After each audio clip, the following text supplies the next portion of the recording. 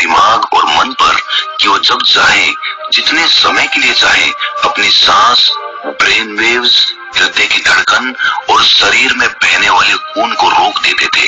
Laboratory में मौजूद doctors ने स्वामी रामा के शरीर पर रिसर्च की और उन्हें मृत घोषित कर दिया। लेकिन इस अवस्था में भी स्वामी रामा सब कुछ महसूस कर सकते थे। ये देखकर वहां मौजूद रिसर्चर्स की टीम दंग रह गई थी। साथ ही स्वामी रामा अपने शरीर में अपनी मर्जी से ट्यूमर की ग्रोथ को घटा और बढ़ा भी सकते थे। रिसर्चर्स की जिस टीम को हिमालयन योगियों के सारे दावे अंधविश्वास और पाखंड से भरे लगते थे, वो अचानक से उन्हें इनर साइंस प्रतीत होने लगे थे। एक भीतरी विज्ञान जो साधारण मनुष्य की कल्पना से भी परे है। सांसों को ध्यान पूर्वक लेना ये एक प्राचीन योगिक टेक्निक है। एक योगी जिसने अपनी सांसों पर नियंत्रण हासिल कर लिया है, वो जब चाहे अपनी सांसों को रोक सकता है। स्वामी रामा के अनुसार अगर आप अपनी सांसों को समझ गए तो आपके शरीर में होने वाली वो बीमारियां जिनका इलाज आज मेडिकल साइंस के पास भी नहीं है, सांसों के माध्यम से उन्हें भी ठीक किया जा सकता है। श्वास के गूढ़ रहस्यों को समझाने के लिए बाद में स्वामी रामा ने अपने कुछ साथियों के साथ मिलकर एक किताब भी लिखी है जिसका नाम है साइंस ऑफ डेथ। गुरु ने आगे कहा, जब सांस विचलित होती है तो मन भी अस्थिर हो जाता है, लेकिन जब सांसें शांत होती है तो मन भी स्थिर हो जाता है और योगी दीर्घायु हो जाता है। इसीलिए हमें अपने स्वास्थ्य पर नियंत्रण करना सीखना चाहिए।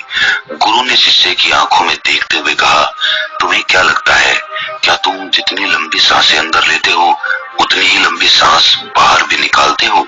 नहीं, सामान्य स्थिति में हम जो सांस अंदर लेते हैं उसकी लंबाई 10 अंगुल होती है और सांस बाहर निकालते समय इसकी लंबाई 12 अंगुल हो जाती है।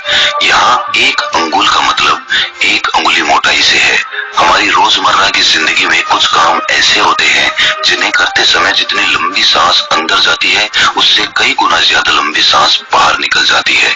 भोजन करते समय बाहर निकलने वाली सांस की लंबाई 16 से 17 अंगुल होती है। तेज चलते समय इनकी लंबाई 22 से 24 अंगुल हो जाती है। दौड़ते समय निकलने वाली सांसों की लंबाई 45 से 50 अंगुल तक पहुंच जाती है। संभोग करते समय 50 से 60 अंगुल। सोते समय नींद में बाहर निकलने वाली सांसों की लंबाई 60 से 70 अंगुल तक पहुंच जाती है। इसीलिए हमारे शास्त्रों में काम और क्रोध पर नियंत्रण रखने की बात कही गई है, क्योंकि ये हमारी प्राण शक्ति को क्षीण कर देती है।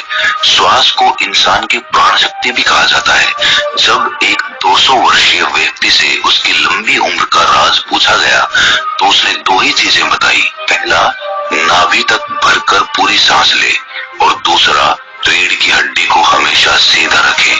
साधारण सी लगने वाली ये दोनों बातें योग और प्राणायाम की दृष्टि से बहुत महत्वपूर्ण है। असल में शरीर के अंदर जाने वाली सांस की लंबाई कम और बाहर निकलने वाली सांस की लंबाई ज्यादा होती है। यदि किसी तरीके से बाहर निकलने वाली प्राणवायु की लंबाई को कम कर दिया जाए तो लंबी उम्र को प्राप्त किया जा सकता है। स्वर शास्त्र के अनुसार यदि बाहर निकलने वाली प्राणवायु की लंबाई 1 अंगुल कम हो जाए तो व्यक्ति निष्काम हो जाता है, यानी उसके अंदर काम वासना खत्म होने लगती है। 2 अंगुल कम होने से आनंद की प्राप्ति होती है। 3 अंगुल कम होने से लेखन शक्ति बढ़ती है। 4 अंगुल कम होने से वाक सिद्धि प्राप्त हो जाती है। 5 अंगुल कम होने से आदमी को दूरदृष्टि प्राप्त होती है। 6 से 7 अंगुल कम होने से साधक के अंदर अति तीव्र गति से चलने की शक्ति आ जाती है। वो कुछ ही पलों में एक स्थान से दूसरे स्थान पर पहुंच सकता है। 8 अंगुल कम होने से साधक को 8 सिद्धियां प्राप्त हो जाती है। पवन पुत्र हनुमान को 8 सिद्धि नवनीत के दाता इसीलिए कहा जाता है क्योंकि उन्होंने 8 सिद्धियों को प्राप्त कर रखा है। ये 8 सिद्धियां हर इंसान में होती है, बस जरूरत है तो इन्हें जागृत करने की।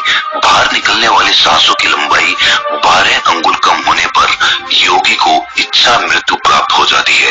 फिर वो जब चाहे तब तक खुद को जीवित रख सकता है। लेकिन ये सोई हुई शक्तियां केवल तभी जागृत होंगी जब मन में इन्हें जागृत करने की तीव्र अभिलाषा होगी और मन का स्थूल रूप श्वास है, यानी सांस